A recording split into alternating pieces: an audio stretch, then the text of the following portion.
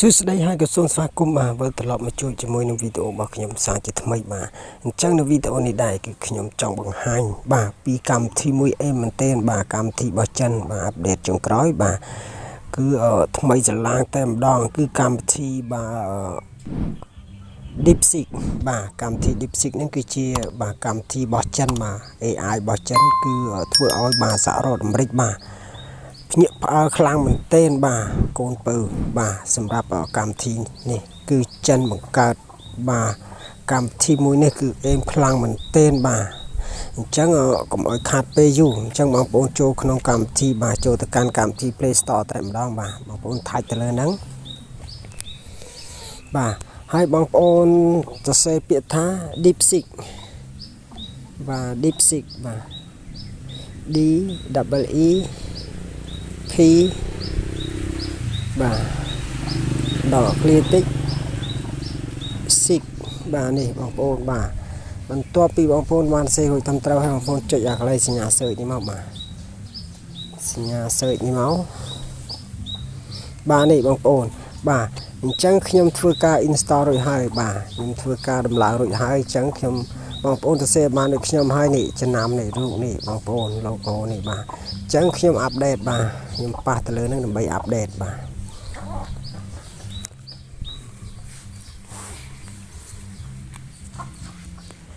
បាទរងចាំបន្តិចបងប្អូន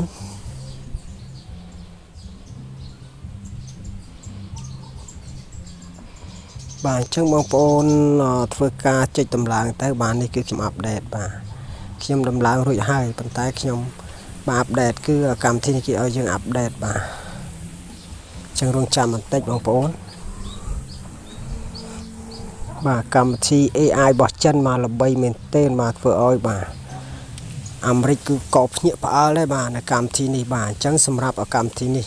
សាស្ត្រានុសិស្សបាទអាចរុករកក៏ដូចជាបាទសិក្សាពីប្រវត្តិសាស្ត្រផ្សេងបាទមិនអាចលាក់កំបាំងទេបាទសម័យយើងឥឡូវបាទអញ្ចឹងកុំឲ្យខាត់ពេលយូរបាទអញ្ចឹងធ្វើការបាទ install រួចធ្វើការខ្ញុំធ្វើការ update រួចហើយបាទអញ្ចឹងបងប្អូនធ្វើការបាទ install ឬដំឡើងរួចហើយបាទអញ្ចឹងខ្ញុំសូមចូលទៅកាន់កម្មវិធីនឹងតែម្ដងបាទកម្មវិធី DeepSeek បាទនេះបងប្អូន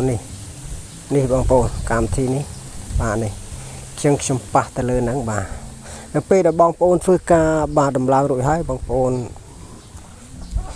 បាទប៉ះទៅលើកម្មវិធី DeepSeek មកបាទកម្មវិធីរបស់ចិនបាទ AI របស់ចិនបាទអញ្ចឹងបន្ទាប់ពីបាទមកដល់កន្លែងនេះហើយអញ្ចឹងគេឲ្យយើងនេះបងប្អូនបាទយើងបញ្ចូលលេខទូរស័ព្ទ password ខ្ញុំអត់មានទេអញ្ចឹងខ្ញុំធ្វើការបាទយើងបញ្ចូលលេខទូរស័ព្ទ password យើង login ប៉ុន្តែខ្ញុំអត់មានទេខ្ញុំ sign in ជាមួយនឹង Google តែម្ដងសម្រាប់ទូរស័ព្ទដៃប្រភេទ Android បាទខ្ញុំប៉ះទៅលើហ្នឹងបាទ agree បាទនេះបាទអញ្ចឹងខ្ញុំសូមបាទជ្រើសរើសយកបាទ account របស់ខ្ញុំមួយបាទ Google ខ្ញុំប៉ះទៅលើហ្នឹងខ្ញុំដើម្បីយើងធ្វើការ sign in ជាមួយនឹង Google បាទ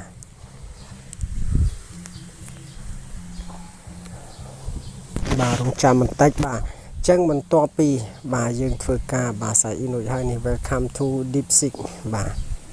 start chat បងប្អូនចុចខាងក្រោមនេះមកបាទ start chat បាទអញ្ចឹងមកដល់កន្លែងនេះដែរបាទអញ្ចឹងកម្មវិធីនេះមែនទែនបាទអញ្ចឹងកុំឲ្យខាត់ពីយូរយើងធ្វើការបាទខ្ញុំធ្វើការបង្ហាញបងប្អូនតែម្ដងបាទវាប៉ះទៅលើនេះបងប្អូននេះប៉ះទៅលើកន្លែង message នេះប៉ះទៅលើ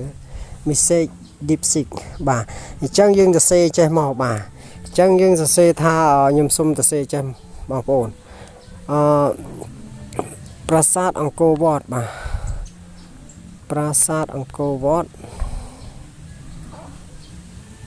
បាទសូមអធិស្ឋានប្រាសាទអង្គរវត្តបាទកសាងនៅឆ្នាំណានៅ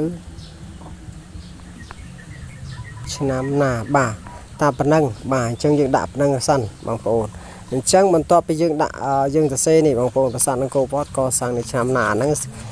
ជួយជាបាទវារករោគឲ្យបាទអញ្ចឹងគឺអេមែនទេបាទយើងចុចឲ្យកន្លែងនេះមកសញ្ញាព្រួយនេះមកបងប្អូន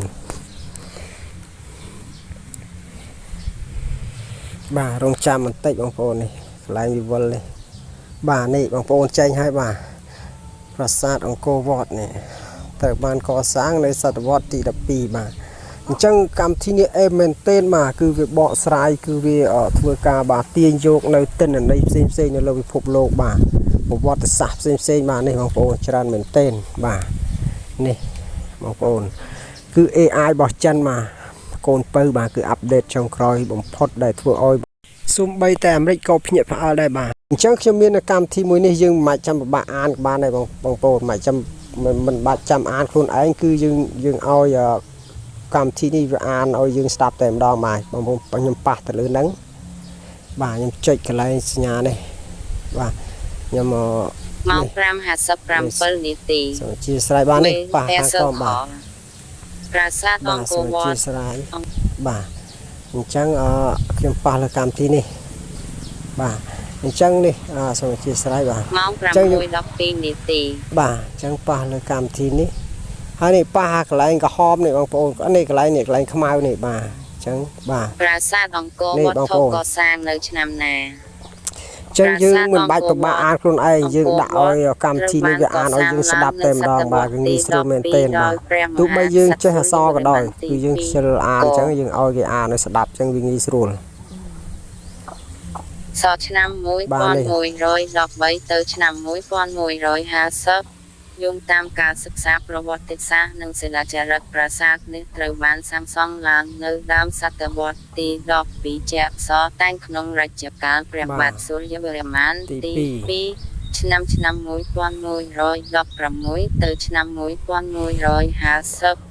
ប្រាសាទអង្គរវត្តគឺជាប្រាសាទហិណ្ឌូដែលប្រទេសដល់ព្រះវិស្ណុហើយក្រោយមកត្រូវបានបតរទៅជាប្រាសាទព្រះពុទ្ធសាសនា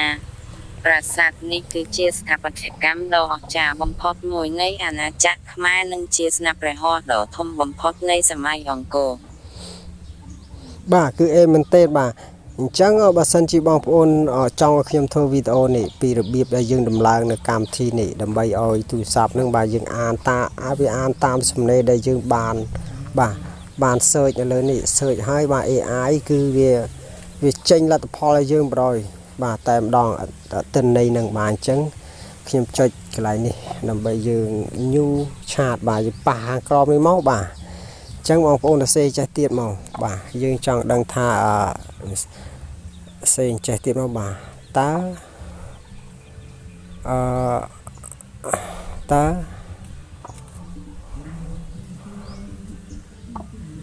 តើប្រទេសណាបាទខ្ញុំសេចេះតើប្រទេសណាដែលធំជាងគេលើពិភពលោកដែលមានបាទដែលមានផ្ទៃដីដែលមានផ្ទៃដីបាទដែលមានផ្ទៃដីធំជាងគេបាទធំជាងគេ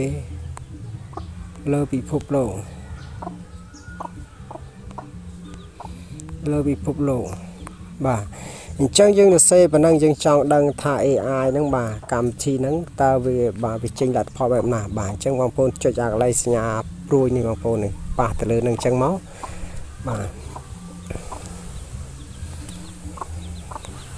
បាទនេះចេញលទ្ធផលហើយបងប្អូននេះវាកំពុងតែធ្វើការបាទស្រង់យកនៅទិន្នន័យបាទនេះប្រទេសដែលមានផ្ទៃដីធំជាងគេលើពិភពលោកបាទនេះបងប្អូនចេញហើយបាទអេមែនទេបងប្អូនអញ្ចឹងសម្រាប់សិស្សានុសិស្សបាទមិនថាសិស្សានុសិស្សទេគឺពុកម៉ែបងប្អូនយើងចង់ដឹងថាតើនៅលើពិភពលោកវាមានអីខ្លះអញ្ចឹងបាទយើងសិក្សាយើង search រកបាទទិន្នន័យផ្សេងបាទនេះបងប្អូនបាទនេះវាចេញទាំងអស់តែម្ដងបាទនេះបងប្អូនវាដាក់តាមតែ5ទេបាទនេះបងប្អូនអញ្ចឹងខ្ញុំប៉ះលើកម្មវិធីនេះដើម្បីឲ្យវាអានបាទយើងមិនបាច់ចាំអានខ្លួនឯងបាទយើងចំណាយពេលឲ្យវាអានយើងចាំស្ដាប់បាទប៉ះលើកម្មវិធីនេះបាទ បាទខ្ញុំប៉ះលើហ្នឹងបាទ ប្រទេសដែលមានផ្ទៃដីធំជាងគេលើពិភពលោកគឺរុស្ស៊ី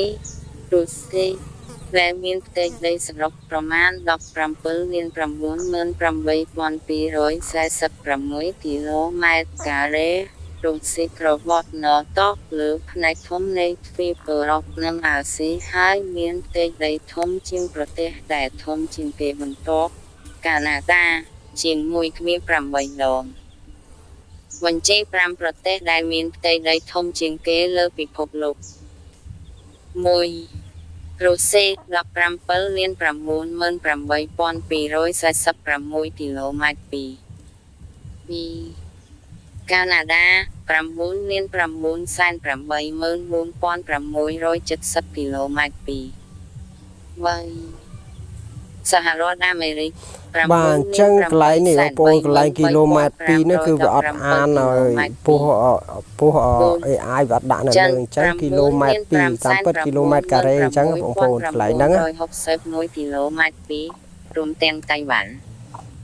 5. ប្រេស៊ីល 8,515,767 គីឡូម៉ែត្រ 2 ផ្ទៃដីទាំងនេះរួមមានទឹកដីគោកនិងទឹកតាមការបង្រៀនរបស់សហប្រជាជាតិប្រសិនបើគិតតែផ្ទៃដីគោកលែនអាវាលំដាប់នៃប្រទេសធំអាចខុសគ្នាបន្តិចបាទអញ្ចឹងបើសិនជាបងប្អូន search នៅក្នុង YouTube គឺវាមានច្រើនអញ្ចឹងដូចថាវាអាចខុសបាទអញ្ចឹងសម្រាប់ AI មួយនេះគឺកម្មវិធី DeepSeek បាទគឺវាអាប់ដេតបាទវាបង្ហាញឬក៏វាទាញយកទិន្នន័យនៅលើពិភពលោកបាទទិន្នន័យគឺវាទាញមកច្បាស់តែម្ដងបងប្អូនបាទគឺមែនទេអញ្ចឹងបងប្អូននៅធ្លាប់សិក្សារៀនសូត្របងប្អូនដឹងហើយបាទតើប្រទេសណាដែលធំជាងគេលើពិភពលោកបាទអញ្ចឹងវាមានប្រទេសទី1រុស្ស៊ីទី2កាណាដាទី3សហរដ្ឋអាមេរិកទី4ចិនបាទទី5ប្រទេសប្រេស៊ីលបាទអញ្ចឹងយើងសង្កេតមើលចេះបាទអញ្ចឹងខ្ញុំសូមបដូរទៅនេះទៀតបាទយើងសូមទៅថ្មីឆាតថ្មីបាទអញ្ចឹងវីដេអូនេះរៀងវែងតែខ្ញុំសំខាន់តែខ្ញុំជឿជាក់ថាបងប្អូនបាទប្រកាសជាបានយល់បាទប្រកាសជាបានស្គាល់នៅកម្មវិធីនេះបាទគឺកម្មវិធីរបស់ចិនមកមែនទែនធ្វើអាមេរិកភ្ញាក់ផ្អើលបាទតែម្ដងបាទអញ្ចឹងយើងចុចចេះទៀតបងប្អូនយើងធ្វើការ search រកចេះទៀតតើនៅលើពិភពលោក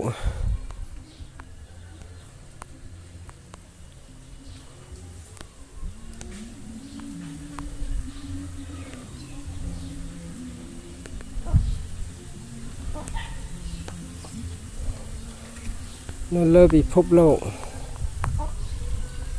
សូមអធិស្ឋាននៅលើពិភពលោកសូមអធិស្ឋាននៅលើពិភពលោកតើប្រទេសណាមានប្រជាជនច្រើនជាងគេតើប្រទេសណាមានប្រជាជនមាន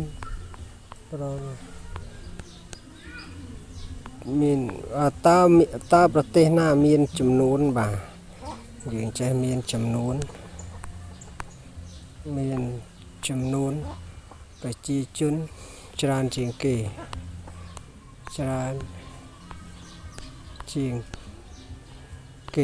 បាទអញ្ចឹងកន្លែងនេះបងប្អូនមកដល់កន្លែងបងចឹងបងប្អូនចុចកន្លែងសញ្ញាព្រួយនេះទៀតមកបាទដើម្បីឲ្យវាបាទកំពុងតែរាវរោគបាទទាញយកទិន្នន័យបាទ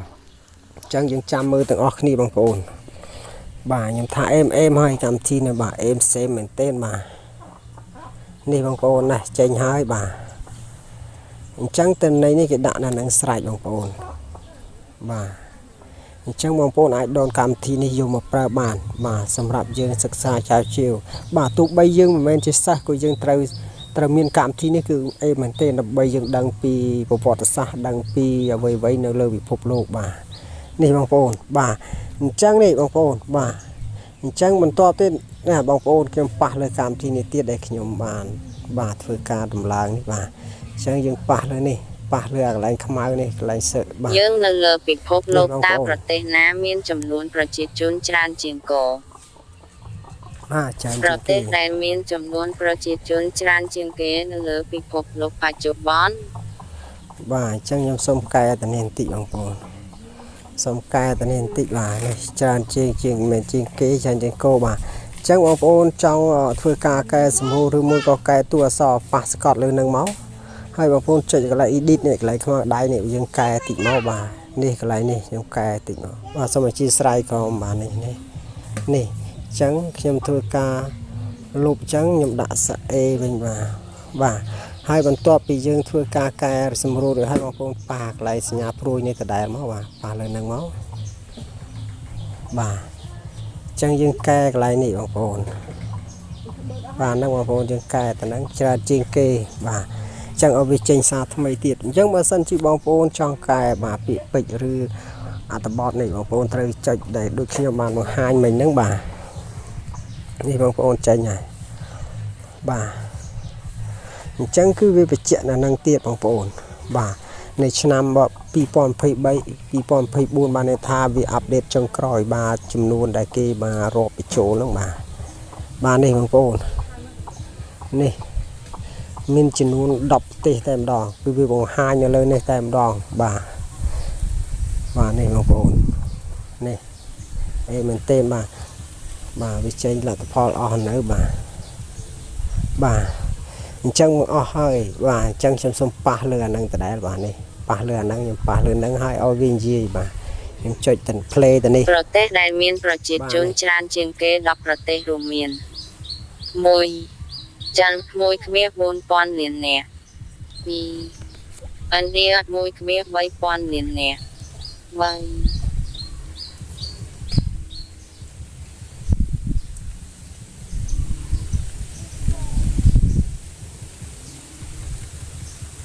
បាទនេះបងប្អូនសហរដ្ឋអាមេរិក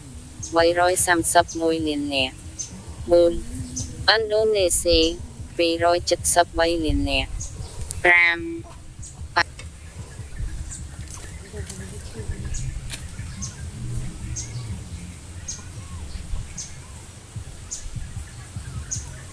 បាទអញ្ចឹងចំនួនប្រជាជនដែលគិតដល់ក្នុងឆ្នាំ